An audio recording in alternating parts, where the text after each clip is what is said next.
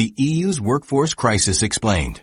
By 2050, the European Union will lose 57 million workers, equivalent to the entire populations of Spain and Portugal combined. This demographic time bomb is already ticking, with consequences unfolding today. Latvia faces a projected 35% workforce decline and Lithuania 33%. These staggering figures represent Europe's most significant economic transformation since the Industrial Revolution. The continent stands at a pivotal moment where population trends will fundamentally alter its economic landscape. In this investigation, we'll examine how this workforce collapse will reshape specific regions, impact various industries, and trigger ripple effects throughout global markets. The coming changes will challenge everything we understand about European prosperity. The demographics behind the crisis. To understand the EU's workforce crisis, we need to look at the raw numbers. Currently, the European Union has approximately 264 million people of working age. But by 2050, projections indicate this number will plummet to just 207 million, a staggering loss of 57 million workers, representing a 21% reduction in the workforce. These figures are based on careful demographic modeling using current population data, birth rates, death rates, and migration patterns. The projections are particularly reliable because many of the people who will comprise the 2050 workforce have already been born.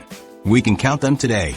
The EU's fertility rate has fallen to critically low levels, just 1.46 children per woman as of 2022.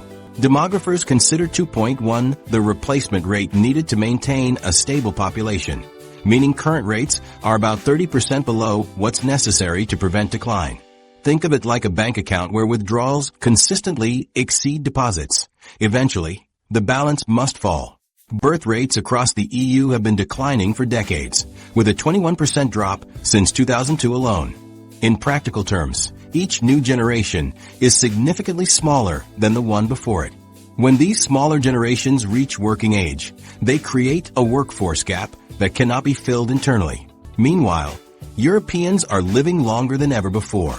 Average life expectancy across the EU now exceeds 80 years, with countries like Spain and Italy seeing averages approaching 84 years. This longevity represents tremendous advances in healthcare, nutrition, and quality of life. But combined with low birth rates, it creates a demographic imbalance that fundamentally alters the structure of society.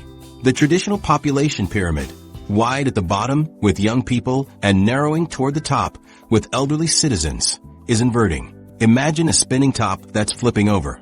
What was once stable becomes increasingly precarious. By 2050, many EU countries will have population structures that look more like cylinders or even inverted pyramids, with more elderly citizens than young people. As larger generations of older workers retire, they're being replaced by much smaller generations of young workers. The mathematics is simple. Fewer births plus longer lifespans equals workforce contraction. Free movement of workers, one of the EU's fundamental principles, allows citizens to relocate to areas with better economic opportunities. While this mobility benefits individuals and the overall EU economy, it creates compounding problems for countries experiencing outward migration. Eastern and Southern European nations often see their young, educated workers move to Western and Northern European countries with higher wages. In towns across Romania and Poland, you'll find local businesses struggling to fill positions, while grandparents raise children whose parents work abroad. This creates a brain drain that accelerates workforce decline in sending countries, while partially offsetting it in receiving countries. Bulgaria exemplifies this challenge. Beyond its low birth rate, the country has experienced significant emigration since joining the EU in 2007. Many young Bulgarians have moved to Germany, France, or the Netherlands for better opportunities. This means Bulgaria faces both natural demographic decline from low birth rates and additional workforce reduction from emigration. Similar patterns appear across Central and Eastern Europe, creating regional disparities in workforce decline.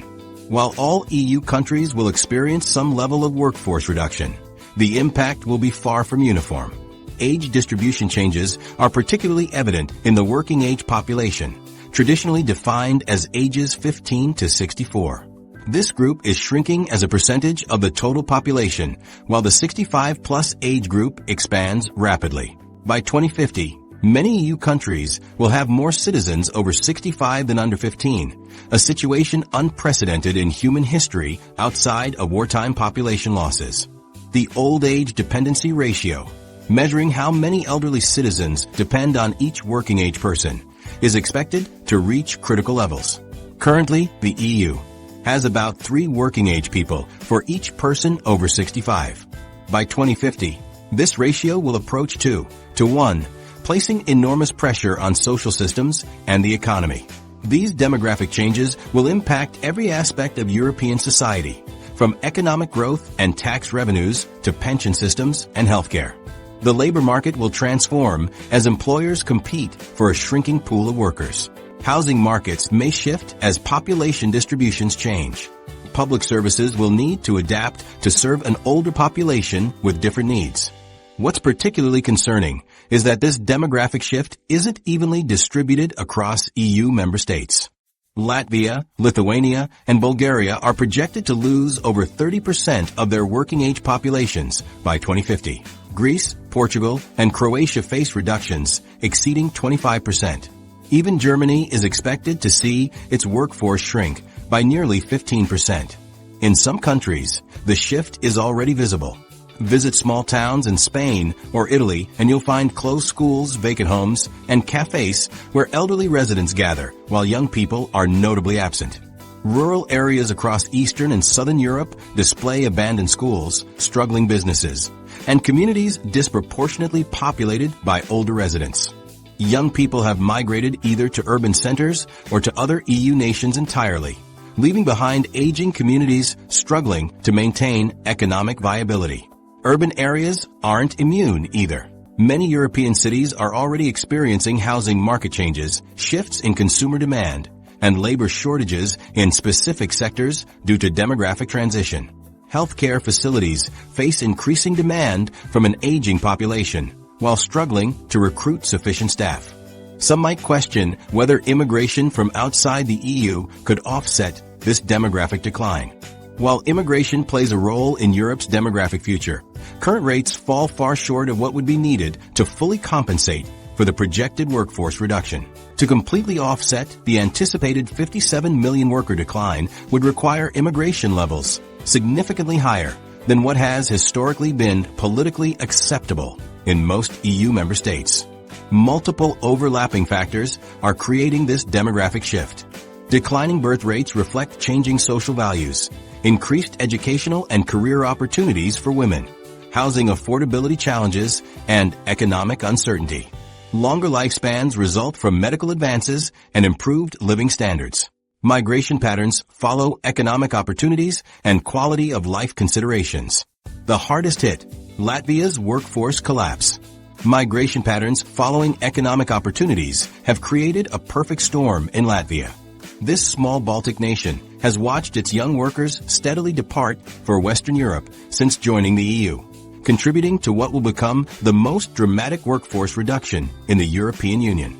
The numbers are staggering.